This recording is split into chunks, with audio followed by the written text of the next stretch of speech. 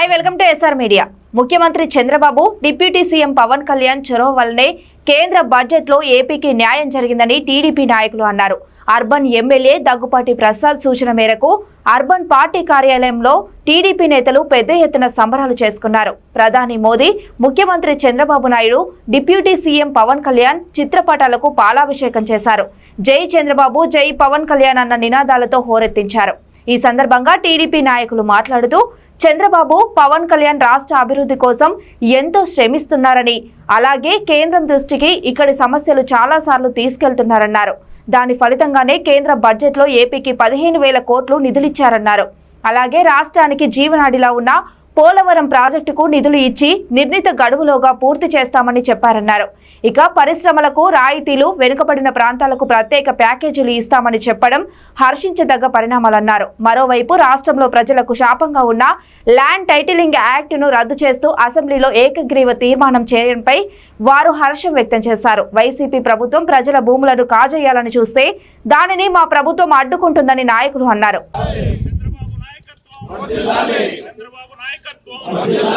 ఆంధ్రప్రదేశ్ అభివృద్ధి, ఆంధ్రప్రదేశ్ అభివృద్ధి, ఆంధ్రప్రదేశ్ అభివృద్ధి, ఆంధ్రప్రదేశ్ అభివృద్ధి. ఒకే రాజధాని, ఒకే రాష్ట్రం, ఒకే రాజధాని, ఒకే రాష్ట్రం.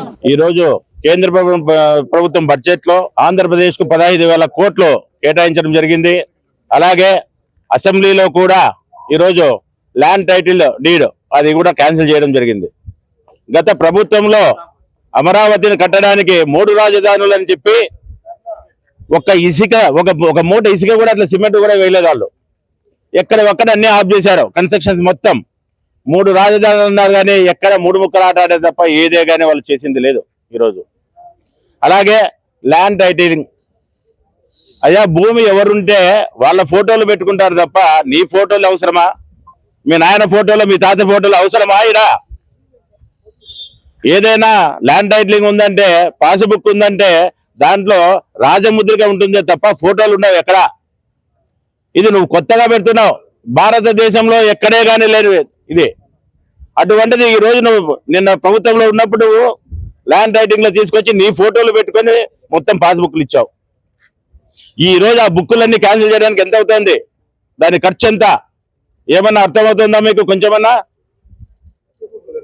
అలాగే మొత్తం ఏ ప్రభుత్వ బిల్డింగ్లు కూడా అన్ని పెయింటింగ్లు చేసావు. దాన్ని అన్ని తుడిపేయడానికి కొన్ని కోట్ల ఖర్చు వచ్చింది. ఇవాళ ప్రతి ఒక్కటి ఈ విధంగా నువ్వు అంతా వేస్ట్ చేసావే తప్ప డబ్బుల్ని ఏదే కానీ అభివృద్ధి కోసం ఎక్కడా నువ్వు వాడలేదు. రాబోయే రోజుల్లో కూడా చంద్రబాబు నాయుడు అనే వ్యక్తి ఉంటేనే ఈ రాష్ట్ర అభివృద్ధి జరుగుతుంది. ఈ రాష్ట్రంలో ఏదైనా బాగుండాలి, ఉద్యోగాలు రావాలి, పరిశ్రమలు రావాలి అంటే ఒక్క చంద్రబాబు నాయుడు వల్లే సాధ్యమవుతుందని ఈ సభాముఖంగా మీకు తెలియజేస్తాను. కేంద్ర బడ్జెట్ లో ఈ రోజు ఆంధ్రప్రదేశ్ కి భారీగా నిధులను ఇవ్వడం జరిగింది. అలాగే ఒకటే రాష్ట్రం, ఒకటే రాజధాని అని మేము ఎప్పటి నుంచో అడుగుతున్నా ఈ రోజు కేంద్రంలో దానికి గ్రీన్ సిగ్నల్ ఇచ్చి ఆంధ్రప్రదేశ్ ని అభివృద్ధి చేయడానికి 15,000 కోట్లు మంజూరు చేయడం జరిగింది. అలాగే వెనుకబడిన రాయలసీమ, ప్రకాశం ఇలాంటి జిల్లాలకు కూడా కేంద్రం నుంచి అనేక నిధులను ఇస్తామని కూడా కేంద్ర బడ్జెట్ లో చెప్పారు. నిజంగా సమర్థుడికి పాలన ఇస్తే ఎలా ఉంటుందో ఈ రోజు చంద్రబాబు నాయుడు గారు చేసి చూపించారు. ముఖ్యంగా నరేంద్ర మోడీ గారికి ప్రత్యేక ధన్యవాదాలు. రాష్ట్రానికి ఇన్ని నిధులు రావడానికి చంద్రబాబు గారు చేసిన కృషికి ఆయనకు కూడా ప్రత్యేక ధన్యవాదాలు తెలుపుకుంటున్నాము. 5 సంవత్సరాలు రాష్ట్రం 20 సంవత్సరాలు వెనుకబడింది. జగన్మోహన్ రెడ్డి చేసిన అరాచకాలకు ఈ రోజు రాష్ట్రం ఎంత దారుణమైన పరిస్థితిలో ఉందో ప్రతి ఒక్కరూ కూడా గమనిస్తున్నారు.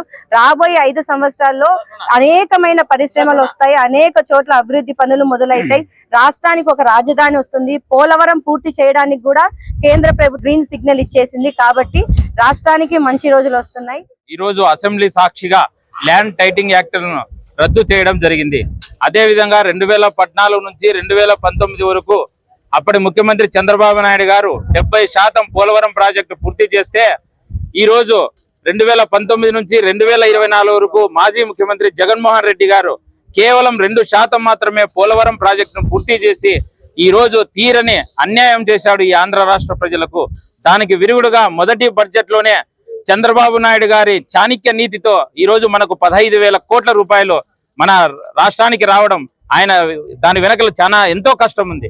ఈ విధంగా ఈ రాష్ట్రాన్ని అభివృద్ధి చేయడానికి చంద్రబాబు నాయుడు గారు, పవన్ కళ్యాణ్ గారు, మోడీ గారు అనేక శ్రద్ధలు చూపించి ఖచ్చితంగా 2029 లోపల నాకు 2 కళ్ళు ఉన్నాయి. అది ఒక పోలవరం ప్రాజెక్టు, ఆంధ్రప్రదేశ్ అమరావతి రాజధాని, ఈ 2 పూర్తి చేయాలనేది ఆయన ప్రధాన లక్ష్యంగా పెట్టుకొని ముందుకు సాగుతున్నాడు. మనం ప్రజలందరూ కూడా చంద్రబాబు నాయుడు గారు వెనకాల ఉండవలసిన అవసరం ఎంతైనా ఉంది, ఆయనకు మద్దతు ఇవ్వాల్సిన అవసరం ఎంతైనా ఉందని ఈ సందర్భంగా తెలియజేసుకుంటున్నాను. ఆంధ్రప్రదేశ్ అమరావతికి 15,000 కోట్లు కేటాయించడం జరిగింది. అలాగే పోలవరం ప్రాజెక్టు సత్వర నిర్మాణాన్ని పూర్తి చేయాలని, అలాగే విశాఖ, చెన్నై పారిశ్రామిక క్యారిడర్ గా ఏర్పాటు చేస్తామని కూడా చెప్పడం జరిగింది. అలాగే హైదరాబాద్ టు బెంగళూరు పారిశ్రామిక క్యారిడర్, అలాగే మన వెనుకబడిన రాయలసీమ, అలాగే ప్రకాశం, ఉత్తరాంధ్ర జిల్లాలకు ప్రత్యేక నిధులు కేటాయిస్తామని చెప్పడం జరిగింది. దీనివల్ల ఆంధ్రప్రదేశ్ కి రేపటి నుంచి కొత్త సూర్యోదయంగా ఏర్పడుతుంది. అలాగే ఆంధ్రప్రదేశ్ అభివృద్ధికి పునాదులు కూడా పడతాయి. ఈ రాష్ట్రం అభివృద్ధి చెందాలంటే తప్పకోకుండా ఎన్డీఏ ప్రభుత్వ హయాంలో చంద్రబాబు గారి నాయకత్వంలో అభివృద్ధి చెందుతాదని కూడా ఈ సందర్భంగా తెలియజేస్తున్నాం. అందుకే ఆంధ్రప్రదేశ్ రాష్ట్ర ప్రజలంతా చంద్రబాబు నాయుడు గారు ఎన్డీఏ ప్రభుత్వానికి, ఎన్డీఏ కూటమికి వెనుకుండి అత్యధిక మెజార్టీతో గెలిపించడం జరిగింది.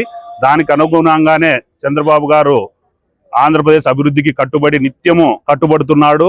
ఈ రోజు కేంద్ర ప్రభుత్వం నిధులు కేటాయించడం కూడా ఎంతో హర్షించదగ్గ విషయము.